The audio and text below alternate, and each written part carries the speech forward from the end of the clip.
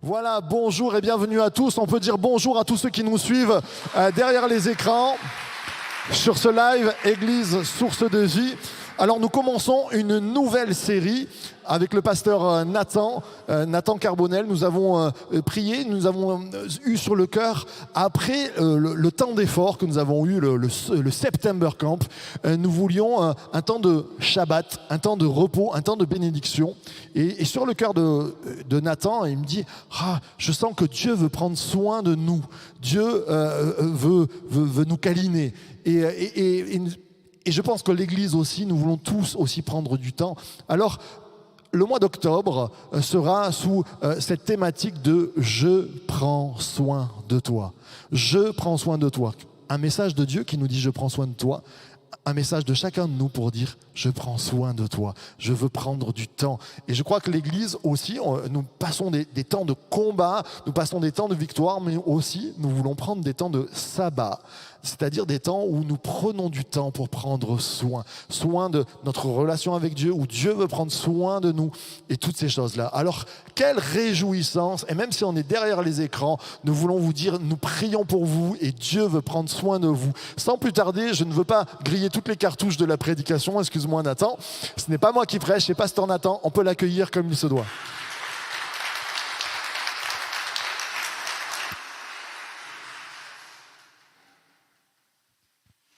Bonsoir à tous, est-ce que vous m'entendez? Oui? Parfait et nickel. Bonsoir à tous, je suis très heureux d'être avec vous ce soir, très heureux aussi de pouvoir commencer avec vous notre nouvelle série « Je prends soin de toi ». Alors on va revenir rapidement sur cette série, vous expliquer un petit peu pourquoi on a choisi ça. On s'est dit avec Marc, l'automne, c'est une saison un peu down. C'est pas la folie l'automne, il y a les arbres qui perdent leurs feuilles, on a des fleurs qui commencent à faner, les jours sont vraiment très très raccourcis et on va pas se mentir, on est tous un petit peu plus mélancoliques quand c'est l'automne. Alors, à l'église Source de Vie, on s'est dit qu'il fallait s'occuper des gens. Et il faut qu'on arrive à transformer ce mois, cette saison qui est un petit peu down, on va la transformer en mois ou en saison de fête. Est-ce que vous êtes prêts ? Alors cette série, elle a plusieurs visages. Déjà, le plus important, c'est Dieu qui te dit « Je prends soin de toi ». Tu vas pouvoir découvrir ou peut-être redécouvrir à quel point Dieu veut prendre soin de toi. Aussi, toi, tu peux dire à quelqu'un « Je prends soin de toi ». Cette série va te permettre de pouvoir apprendre ou peut-être pouvoir remettre en pratique ce que tu sais déjà pour pouvoir prendre soin des uns et des autres. On a Philippiens chapitre 2 verset 4 qui nous dit que chacun de vous, au lieu de considérer ses propres intérêts, considère aussi ceux des autres. Et enfin, tu peux te dire à toi-même, je décide de prendre soin de moi. C'est bien ça, je veux prendre soin de moi. Cette nouvelle série est là pour que tu puisses te recentrer sur l'essentiel, ta relation avec Jésus. Peut-être qu'en ce moment, ce n'est pas le feu. Peut-être qu'en ce moment, ce n'est pas tip-top. Et peut-être que tu as besoin de prendre du temps pour toi, pour vraiment passer du temps. C'est vrai que, comme a dit Marc, on a passé un temps vraiment béni. Le September Camp, c'était vraiment extraordinaire. Est-ce qu'on peut remercier Dieu pour le September Camp? C'était vraiment extraordinaire. Je pense que même vous avez plein de témoignages à vous raconter, mais ce temps nous a demandé énormément d'énergie, vraiment. Et du coup, si tu as besoin de recharger les batteries, cette série est pour toi. Je prends soin de moi. Alors, j'aimerais, avant d'aller plus loin, vous montrer une petite vidéo qui va s'afficher sur les écrans. Je ne sais pas si en direct, ils pourront la voir. Oui? Non? Non. D'accord, on m'a dit non. Bon, ben, en direct, vous... Pardon? Oui, s'il te plaît. Alors, c'est une petite vidéo qui montre un homme qui va faire quelque chose d'assez bizarre, vous allez voir, mais il n'y a rien de bizarre, dans le métro. Vous allez voir, ça va être très très intéressant. Je pense que c'est une étude qui a été faite, vous allez voir, c'est très très intéressant. Peut-être que vous l'avez déjà vu cette vidéo.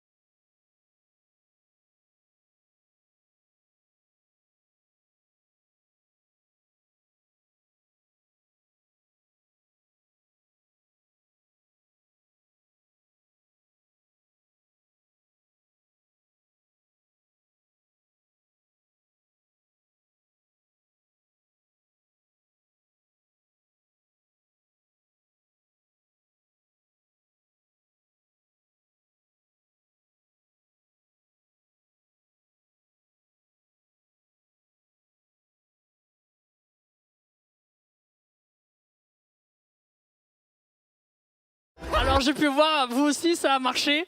Il a rigolé, il vous a fait rire aussi, c'est énorme. Et en fait, à la fin, il a écrit l'unique mal que devrait être partagé par l'humanité, c'est le rire. C'est le rire. Et cet homme, je trouve, il a fait quelque chose de fou. Le métro. Qui a déjà pris le métro? On est nombreux, j'ai l'impression d'avoir dit qui a un visage, c'est rigolo. Donc, tout le monde a déjà pris le métro. Le métro, c'est pas top. Le métro, ça pue, c'est un peu sale. Il y a de l'incivilité. Les gens, ils sont pas trop sympas, on nous regarde pas. Et puis, avant le Covid, on était les uns sur les autres comme ça. Et pourtant, on a un homme qui va changer l'ambiance de toute une rame de métro, simplement avec le rire. Et de la même manière, même si certains aiment l'automne, parce qu'il y a un côté quand même qui est top dans l'automne, mais il y a un côté vraiment où on trouve que c'est un petit peu la mélancolie, j'ai envie de vous dire, on va passer un super moment pendant cette série « Je prends soin de toi ». D'ailleurs, cette vidéo, elle va très bien illustrer mon message. Le titre de mon message ce soir, c'est « Retrouve ta joie ». Retrouve ta joie. Je crois que l'église Source de Vie est appelée à être une église complètement en joie, remplie de joie, qui la communique. Parce que nous sommes dans la joie, grâce à Jésus. Nous pouvons donner la joie à ceux qui ne l'ont pas. Nous pouvons la communiquer. Notre vision, c'est amener la vie aujourd'hui. Je pense que si nous communiquons la joie, nous pourrons amener la vie. C'est quelque chose de fou. Et c'est passé dans le travail de ma femme. Il y a un de ses collègues qui lui a dit un jour « Mais de toute façon, toi, tu es trop positive. Ça, c'est l'esprit source de vie. » Mais qu'est-ce que c'est ça? Non mais c'est vrai. Du coup, je vous dis, si vous êtes positif, si vous renvoyez de la joie, si vous êtes joyeux, vous allez communiquer la vie, vous allez communiquer la vie de Jésus. C'est pas extraordinaire ça? Je crois que c'est possible. Qui croit que c'est possible? Amen. Je crois que aussi, si nous appelons nos rassemblements célébrations, c'est parce que c'est un moment de joie. C'est un moment où on se retrouve tous ensemble, entre frères et sœurs, où on peut chanter la gloire de Dieu, où justement Dieu est présent. Et je crois que vraiment, j'ai envie de, après, quand on va pouvoir prendre ce temps de louange, j'ai vraiment envie de remercier Dieu pour sa présence. C'est quelque chose d'extraordinaire. On a le Dieu qui crée des galaxies, qui prend le temps de venir avec nous ce soir, qui prend le temps de venir ici pour nous bénir et pour nous parler. Retrouve ta joie. La joie, c'est quelque chose qui se manifeste généralement quand on reçoit quelque chose. Quand on reçoit un cadeau, on est content. Quand on nous dit bonjour, des fois on est content. Quand on nous dit merci, on est content. La joie, c'est quelque chose d'assez simple. Ça me fait penser à un humoriste qui disait on est très différents, nous les hommes et les femmes. Nous les hommes, on se contente de très peu. Et dis-moi, quand je suis dans ma voiture, que je laisse passer un deux roues, il me fait ça. Moi, je suis joyeux, je suis content. Donc, mais pour vous dire, la joie, c'est quelque chose de très simple. Ou bien la joie, c'est aussi un état d'esprit. Tu es dans la joie parce que tu es dans la paix. Et justement, je me suis rendu compte que la joie, c'est un sentiment qui malheureusement peut se perdre très facilement. Et je ne sais pas quel sentiment t'habite ce soir, je ne sais pas dans quel état tu es venu, mais j'ai envie que tu puisses ressortir de ce lieu avec la banane. J'ai envie que tu puisses ressortir de ce lieu avec la joie de Jésus. J'ai envie que tu puisses ressortir avec quelque chose de plus. Ça sera la joie en toi. Et alors ce soir, j'aimerais voir avec toi l'histoire d'un homme qui au début n'était pas très joyeux. Et ensuite, par l'action de Jésus, il va devenir complètement joyeux. Il va retrouver la joie. Alors on va aller dans Actes chapitre 3, versets 1 à 9. Et je vous invite à vous lever pour que nous puissions lire justement la parole de Dieu. Actes chapitre 3, versets 1 à 9.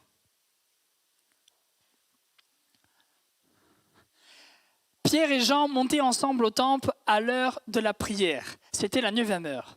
Il y avait un homme boiteux de naissance qu'on portait et qu'on plaçait tous les jours à la porte du temple appelé la Belle pour qu'il demande l'aumône à ceux qui entraient dans le temple.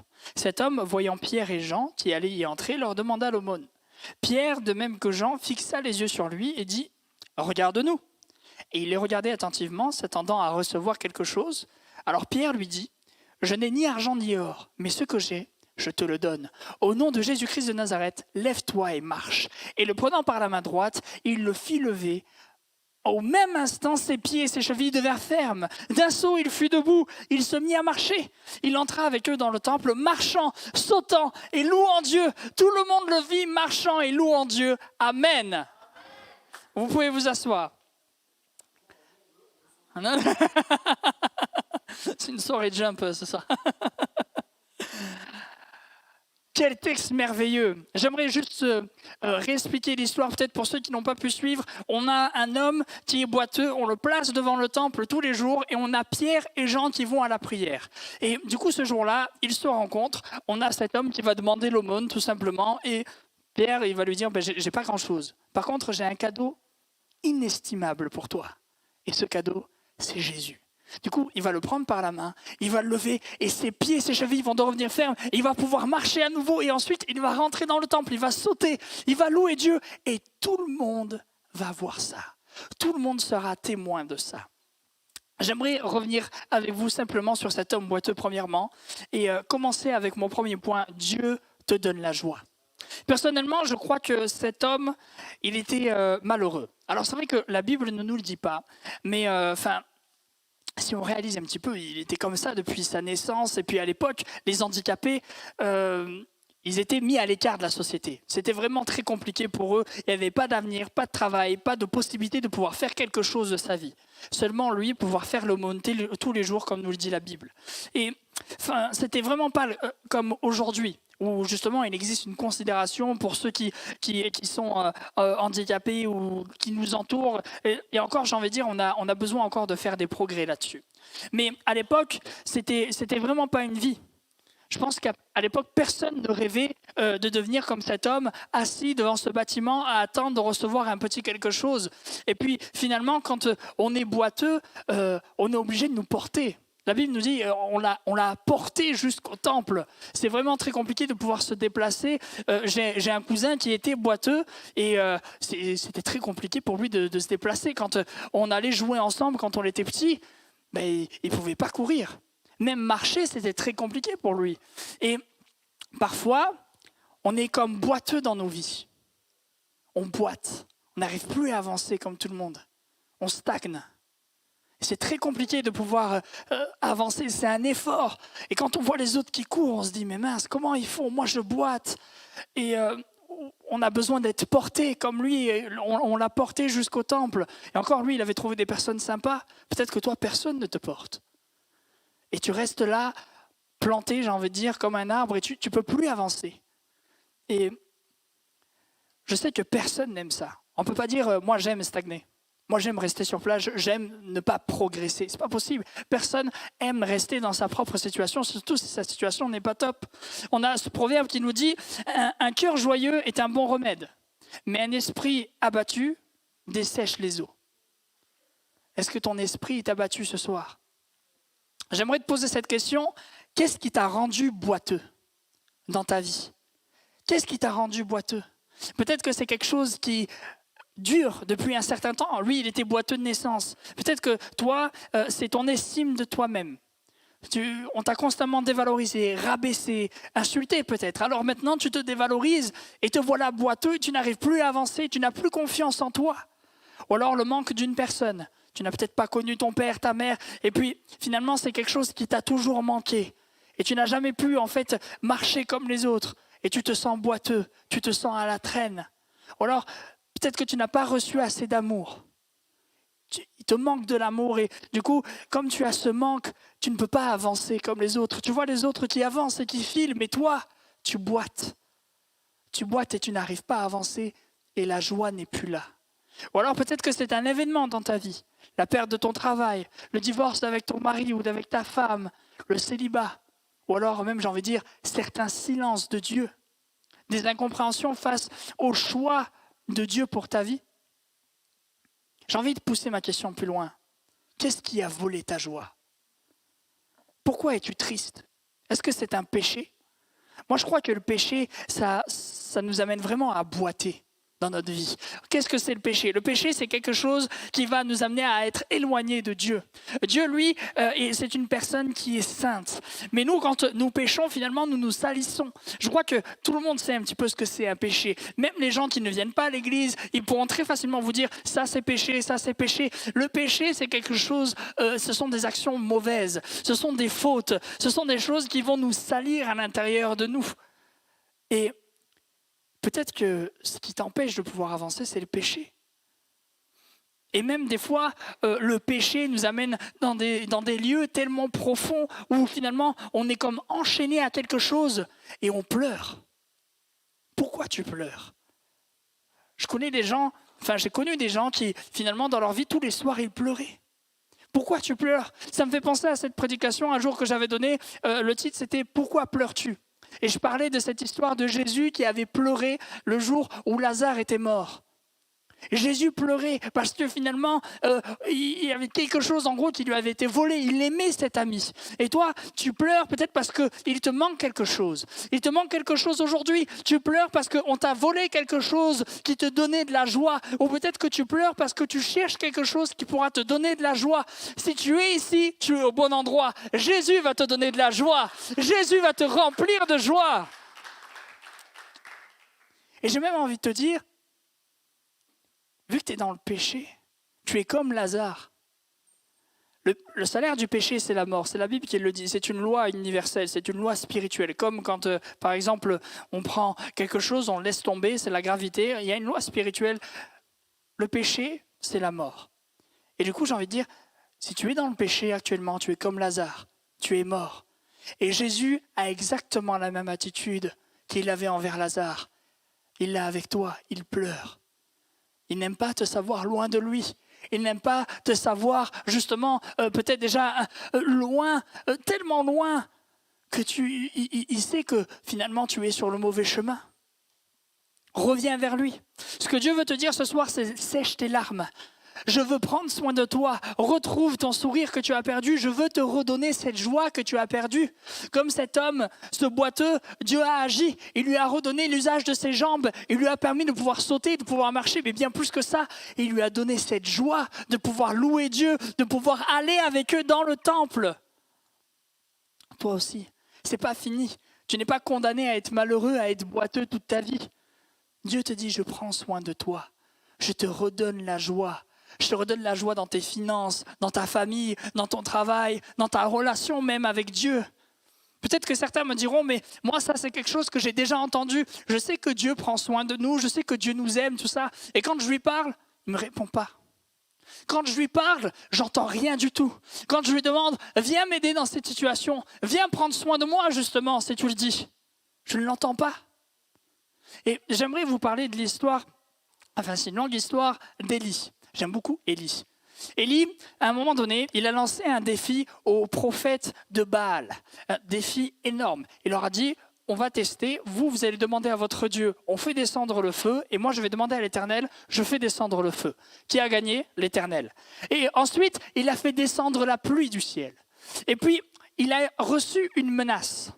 La menace de Jézabel. Elle a dit en gros, je veux te faire mourir. Lui, de suite, rempli de crainte, il s'enfuit. Il s'enfuit dans le désert et on voit que Dieu va s'occuper de lui. Et même plus fort que ça, Dieu va se manifester à lui. Dieu va lui parler. Il va envoyer un vent violent. Il va envoyer un tremblement de terre. Il va envoyer le feu. Et il va envoyer un murmure. Et à chaque fois, il va lui dire, je ne suis pas dans le vent violent. Je ne suis pas dans le tremblement de terre. Je ne suis pas dans le feu. Mais je suis dans ce murmure, dans ce silence. Et j'ai envie de te dire, cette histoire, elle nous parle de plusieurs façons, de plusieurs différentes façons. Déjà, elle nous dit, même si nous sommes des warriors avec Dieu, des fois on passe par des déserts. Enfin, Élie, il a fait descendre le feu du ciel, il a fait descendre la pluie, et il passe par un désert. Et je crois qu'à travers ce désert, il a pu apprendre des choses sur Dieu. Si tu passes à travers un désert, regarde ce que Dieu veut t'apprendre. Et aussi, ça nous montre que Dieu nous parle même dans le silence, même dans le murmure. Apprends à écouter la voix de Dieu, même dans le silence. Même dans le silence. Parfois, on dit tellement, Seigneur, je veux t'entendre, qu'en fait, il veut nous parler, mais on prend toute la place. Fais silence et écoute ce que Dieu a à te dire. Ça me fait penser à un témoignage que j'avais entendu, un couple qui vivait un drame vraiment monumental. Ils ne comprenaient pas du tout ce qui se passait. Et puis, un jour, il y a cette parole de Dieu qui est venue dans le cœur de la femme. Elle dit, j'ai entendu audiblement la voix de Dieu qui me dit, je te comprends. Juste ça, je te comprends. Et ça a changé tout son désert, ça a changé toute son épreuve. Je te comprends. Ces simples mots a changé toute sa vision de son épreuve. Elle est passée par une épreuve tellement grande. Et elle a entendu « je te comprends ». Moi aussi, j'ai vécu la même chose. Moi aussi, j'ai vécu la même chose. Ce soir, Dieu veut prendre soin de toi. Il te dit « retrouve ta joie ». Et je crois, j'ai envie de te dire, crois que ce soir, tu vas pouvoir entendre Dieu te parler. Crois que ce soir, Dieu va te parler. Crois que ce soir, ce n'est pas simplement un rendez-vous où on est tous ici pour passer du bon moment ensemble. C'est vrai et c'est très important. Mais ce soir, tu vas peut-être pouvoir retrouver la joie. Ce soir, tu vas pouvoir entendre Dieu qui te parle, qui te dit « je suis là, même si tu ne me vois pas. Je suis là, même si tu ne m'entends pas. Je suis là, même si tu ne me sens pas. Retrouve ta joie. » Pendant que je préparais mon message, j'ai voulu aussi relire tous ces versets qui nous parlent de soyez toujours joyeux, soyez toujours dans la joie. Et je me suis dit, mais je ne peux pas leur laisser ce verset juste comme ça, soyez toujours joyeux. Enfin, c'est un peu simple. Pas que c'est simple, parce que ces versets regorgent de richesse. Je ne veux pas les minimiser, mais je ne peux pas vous dire soyez toujours joyeux, hein. Salut. Non, c'est pas possible. Donc, j'ai vraiment cherché ce que voulait dire « Soyez toujours joyeux » et j'ai trouvé un verset qui parle de cela. Habakkuk, chapitre 3, versets 17 à 18. En effet, le figuier ne fleurira pas, la vigne ne produira rien, le fruit de l'olivier manquera, les champs ne donneront pas de nourriture, les brebis disparaîtront du pâturage et il n'y aura plus de bœufs dans les étables. Mais moi, je veux me réjouir en l'Éternel. Je veux être dans l'allégresse à cause du Dieu de mon salut. C'est ça, être toujours joyeux. C'est ça, dire « je suis toujours joyeux ». C'est dire « oui, c'est vrai, les circonstances, on n'est pas des tout, je vais bien, tout va bien. Hein. » On dit des fois « oui, là, ça va pas bien ». Mais je veux me réjouir quand même dans mon Dieu. Je veux pouvoir dire « oui, c'est vrai, en ce moment, ça ne va pas. En ce moment, c'est compliqué. En ce moment, je boite. En ce moment, je suis sans emploi. En ce moment, je suis dans le péché. En ce moment, je suis triste. Je suis pris par la dépression. Je suis pris par les angoisses. » Mais je veux me réjouir dans l'Éternel. Je veux trouver la joie auprès de lui. Et toi, peut-être qui viens pour la première fois, Jésus te dit « je veux que ta joie soit complète ». On trouve ça dans Jean chapitre 15. Je veux que ta joie soit complète. Ce que Jésus veut, c'est que tu sois joyeux. Jésus ne veut pas venir te voir et te dire « bon, ben, tu es pécheur, on va faire ça, ça, ça. Il faut que tu arrêtes de faire ça. » Il n'est pas plein de règles. Lui, ce qu'il veut, c'est que tu sois joyeux et que tu puisses simplement répondre à ce que lui, il te dit par amour. J'aimerais te dire, peu importe ce que tu as fait, parfois on a du mal à s'avancer devant Jésus parce qu'on se sent honteux, on se sent sale. On a envie de dire, Jésus, je ne peux pas mériter ce que tu as à me donner. J'ai envie de te dire, Jésus enlève la honte. C'est ce qu'il a fait avec cet homme boiteux. Cet homme boiteux, il était couvert de honte de par son handicap. Comme je vous disais au tout début, ces personnes-là, elles étaient honteuses à l'époque. Et quand Pierre l'a relevé et quand Jésus finalement est venu pour le guérir, il a enlevé la honte sur sa vie. Il pouvait marcher, il pouvait redevenir une personne normale. Et ce soir, Jésus te tend la main. Et il veut enlever la honte qui est sur ta vie. Il veut enlever le péché qui est présent et qui est là. Et même plus fort, ça me fait penser à une autre histoire. J'ai entendu dernièrement dans une prédication les noces de Cana. Les noces de Cana, c'est merveilleux. En fait, on a des noces, c'est un mariage monumental. Jésus est présent et tout d'un coup, on voit qu'il manque du vin. Et là, on va chercher Jésus, oui, il manque du vin, tout ça. Et du coup, lui, il va changer l'eau en vin. Et en fait, à ce moment-là, il a enlevé la honte sur le marié et toute sa famille. Parce que c'était extrêmement important que lors d'une fête ou lors d'un mariage, il ne manque pas de vin.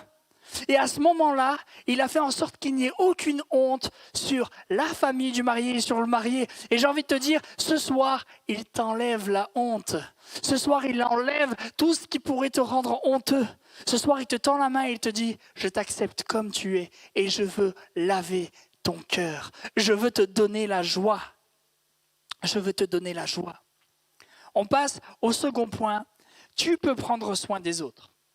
Alors, il faut que je vous avoue quelque chose. C'est vrai, c'est un peu compliqué à dire, non je rigole. Je ne peux pas vous dire, c'est moi qui ai introduit cette série, parce qu'on a notre frère Marco Maggio qui l'a fait avant moi. Jeudi matin, il nous a dit, soyons les sentinelles de nos frères et de nos sœurs. Soyons les... Oula, pardon. Soyons les sentinelles de nos frères et de nos sœurs. Il a introduit merveilleusement bien avec ce message notre nouvelle série « Je prends soin de toi ». Il nous disait que nous devons prendre soin les uns des autres. Et donc, j'aimerais que nous puissions voir ensemble l'attitude de Pierre et de Jean dans cette histoire. Premièrement, si on regarde un petit peu la scène de l'extérieur, il se passe quelque chose d'extraordinaire. On a deux hommes qui arrivent au temple. On a un homme qui est assis par terre et qui est infirme. Un lui parle, il lui tend la main, il le relève, il est guéri et c'est fini. Et j'ai envie de te dire, toi tu peux vivre ça. Toi tu peux vivre des miracles. Toi tu peux vivre exactement la même chose. Tu peux prier pour des gens et les personnes seront guéries. Et donc j'ai envie de te dire, tu peux rechercher cela. Tu peux rechercher le don de guérison. Tu peux rechercher des choses extraordinaires. Et ça, c'est faire du bien aux autres. Ça, c'est « je prends soin de toi ». Je prends soin de toi qui ne va pas bien, mais je vais prier pour toi. Je vais prier pour ton mal. J'aimerais que l'on regarde aussi cette phrase de Pierre. « Je n'ai ni argent ni or, mais ce que j'ai, je te le donne ». Ça nous montre que nous, les croyants, nous possédons une richesse qui est bien plus importante que l'or ou l'argent. La personne de Jésus qui vit en nous. Notre monde, notre richesse n'est pas matérielle. Ce n'est pas les choses du monde, c'est Jésus et tout ce que nous pouvons faire pour lui qui est notre richesse. La Bible nous dit, n'amassez pas des biens ici sur terre, mais amassez des trésors dans le ciel. Et parfois, en tant que chrétien, on se limite. On dit... mais moi, je ne peux pas trop parler de Dieu, c'est un peu compliqué pour moi. Enfin, faire venir une personne à l'église, j'ose pas. Et puis, moi, j'ai pas un grand témoignage, j'ai pas vécu grand-chose avec Dieu. Et puis, j'arrive pas bien à parler en public ou ne serait-ce qu'avec une personne ou quoi. Stop. Mon frère, ma sœur, tu possèdes en toi la chose la plus précieuse au monde et la plus puissante. C'est Jésus qui vit en toi. Avec Jésus, tu peux faire des choses extraordinaires. Allez-y, allez-y, on peut acclamer Dieu. C'est lui, c'est pour lui. Je ne sais pas si tu réalises, mais en annonçant Jésus qui vit en toi, tu peux transmettre la joie. Comme Pierre et Jean. En fait, ils lui ont dit, nous on n'a pas d'argent, on n'a pas d'or, mais on a Jésus. Ils lui ont donné Jésus, ça l'a guéri, ça lui a donné de la joie. Si tu annonces Jésus, tu vas pouvoir donner de la joie, tu vas pouvoir amener la vie, tu vas pouvoir proclamer des choses merveilleuses, tu vas pouvoir changer, comme dans la vidéo, des ambiances. Cet homme-là, il a rigolé, il a changé l'ambiance de toute la rame de métro. Toi, en annonçant Jésus, en donnant Jésus, tu vas pouvoir changer l'ambiance peut-être d'une situation ou des choses et tu vas pouvoir vivre des choses extraordinaires. Combien de fois j'ai entendu des personnes qui venaient pour la première fois dans l'église et qui disaient « Mais c'est fou la joie qu'ils ont les chrétiens. Pourquoi ils sont joyeux comme ça ? Puis ils s'aiment tous comme ça et tout. Pourquoi ils sont tellement joyeux ? Ils sont presque gênés les gens, du coup ils ont peur de ne pas être sympas. » Voilà ce que nous devons renvoyer. Nous devons renvoyer de la joie. Donc ne refuse pas d'amener la vie et de prendre soin des autres simplement parce que peut-être tu aurais peur de mal parler, tu aurais peur de dire quelque chose de faux. Communique la joie de Christ parce que tu dois jouer ton rôle. Tu as un rôle à jouer. Tu peux faire quelque chose de puissant en annonçant Jésus. Aujourd'hui aussi, mon frère, ma sœur, tu peux prendre soin de tes frères et de tes sœurs qui sont dans l'église. Galates chapitre 6 nous dit « Ainsi donc, pendant que nous en avons l'occasion, pratiquons le bien envers tous et surtout envers les frères en la foi. » Et si aujourd'hui tu te disais « Mais tiens, je vais faire du bien à mon frère et à ma sœur qui est là. » Tu peux justement voir la personne qui est à côté de toi, derrière toi, tu peux lui dire « J'ai envie de te faire du bien aujourd'hui. » Allez-y, vous avez le droit. Hein.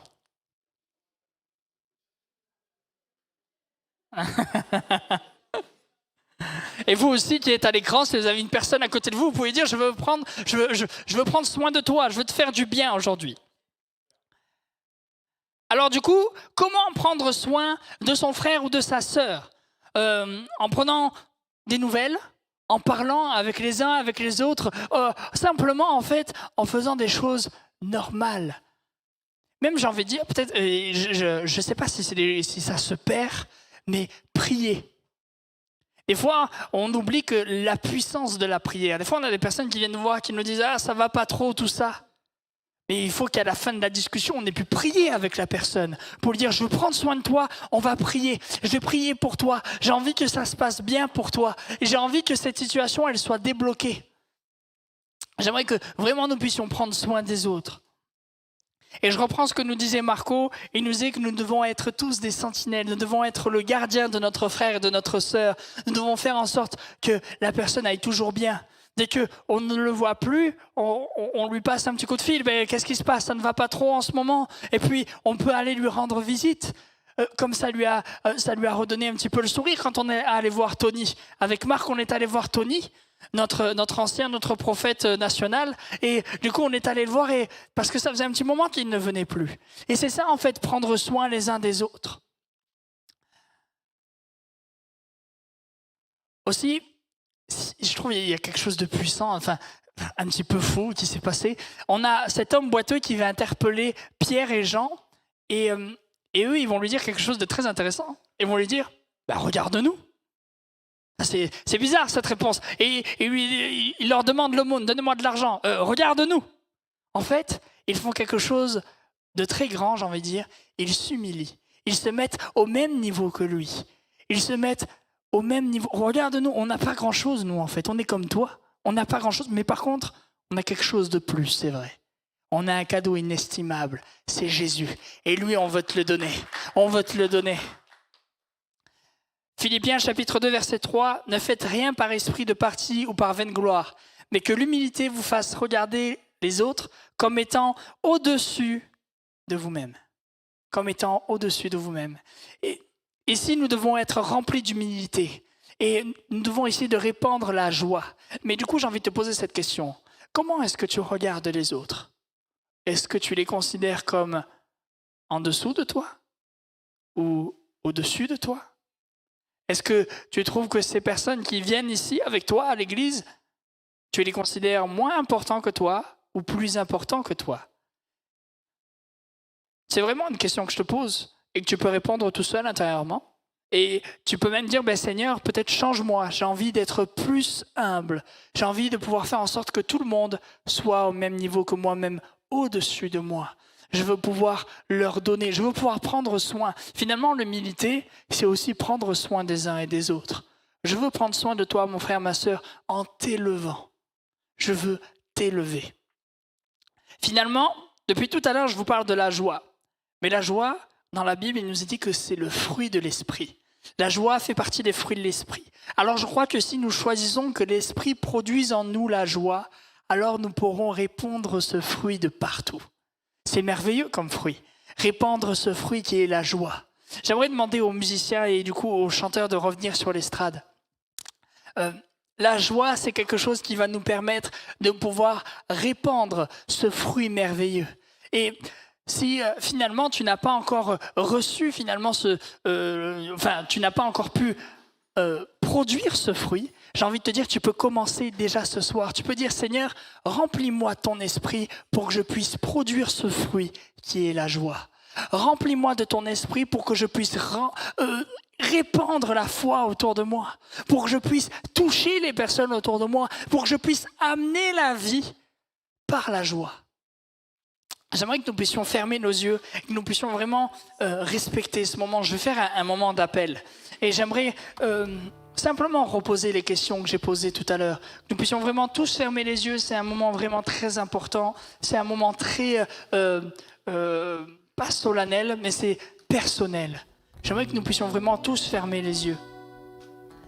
Et j'aimerais te demander, comme je t'ai demandé tout à l'heure, qu'est-ce qui te fait boiter? Pourquoi est-ce que tu boites? C'est quoi qui te fait boiter? Est-ce que tu boites depuis longtemps? Est-ce que c'est un événement qui s'est passé dernièrement? Qu'est-ce qui a volé ta joie? Est-ce que c'est le péché? Qu'est-ce qui te fait pleurer tant de fois? Et j'aimerais te proposer ce soir de pouvoir ressortir, comme je t'ai dit au début, avec la banane, avec la joie de Jésus. Et j'aimerais simplement que tu puisses lever ta main à ta place et tu dis, Seigneur, je veux recevoir ta joie. Je veux attraper cette main que tu me tends. Cette main qui est là aussi pour t'enlever la honte. Cette main qui est là pour te relever, pour te dire, Jésus est là. Jésus te parle. Jésus veut te donner la joie. Jésus veut te donner quelque chose qui te manque. Arrête de chercher à droite, à gauche. Jésus veut te donner la joie. Jésus veut te donner quelque chose de puissant. Reçois ce fruit de l'esprit. Reçois cela. Et puis, il y a quelque chose de puissant qui s'est passé quand Pierre a dit au nom de Jésus-Christ de Nazareth. Déjà, il y avait une petite connotation avec tous ceux qui rabaissaient Jésus en disant le Nazaréen. Il voulait dire que ce même nom-là, il pouvait guérir ce boiteux. Et je crois qu'il peut guérir ton cœur ce soir. Il peut te donner la joie parce que ce nom est puissant. Alors j'aimerais laisser encore un peu de temps à ceux qui n'ont pas pu lever leurs mains. Lève ta main à ta place, on ferme vraiment les yeux, tu lèves ta main à ta place et tu dis, Seigneur, je veux prendre cette joie que tu me donnes. Je veux recevoir la joie. Je veux recevoir ta joie. Et j'aimerais faire maintenant un deuxième appel pour que tu puisses simplement nous remplir, pour que nous puissions donner de la joie à ceux qui sont autour de nous. Toi qui as envie de bénir en donnant de la joie, tu lèves ta main et tu dis, mais Seigneur, je veux pouvoir produire ce fruit. Je veux pouvoir produire ce fruit de joie pour mon église, pour ma famille, pour tous ceux qui sont autour de moi. Je veux être joyeux pour amener la vie. Lève ta main si tu veux être un artisan de joie. Un artisan de paix, un artisan qui amène la vie. Lève ta main ce soir. Ce soir, je veux te prier, mon Dieu, pour ceux qui ont levé leur main une première fois, pour simplement dire, Seigneur, j'ai besoin de ta joie. J'en ai marre d'être triste, j'en ai marre d'être boiteux, j'en ai marre de ne pas pouvoir avancer. Seigneur, viens me remplir de ta joie. Alors remplis-les, que ce soir, ils puissent ressortir différemment, que ce soir, ils puissent ressortir avec ta joie, Jésus. Je te le demande au nom de Jésus, parce que ton nom est puissant. Alors viens les bénir, viens changer leur cœur, viens changer les situations, viens faire des miracles. Je veux entendre des témoignages, des gens qui pourront dire, eh bien, on a prié pour moi et la joie est venue. On a prié pour moi et maintenant on dit, mais tu es différent, qu'est-ce qui s'est passé? J'ai reçu la joie, j'ai reçu Jésus. Seigneur, aussi je veux te prier pour ceux qui demandent d'être des artisans de joie, que nous puissions tous être des artisans de joie. Je veux être un artisan de joie. Je veux produire ce fruit de l'esprit. Je veux produire la joie. Seigneur, aide-nous à nous aimer plus. Aide-nous à être humbles, à considérer les autres comme étant au-dessus de nous. Aide-nous à être plus grands dans notre humilité. Viens nous remplir de ta joie ce soir.